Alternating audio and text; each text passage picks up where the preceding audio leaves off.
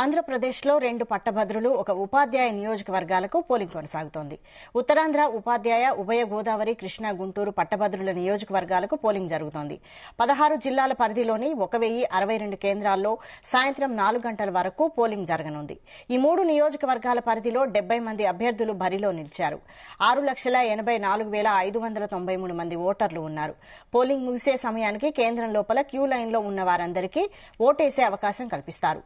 Polling కోసం ఎన్నికల సంఘం పటిష్ట ఏర్పాట్లు చేసింది.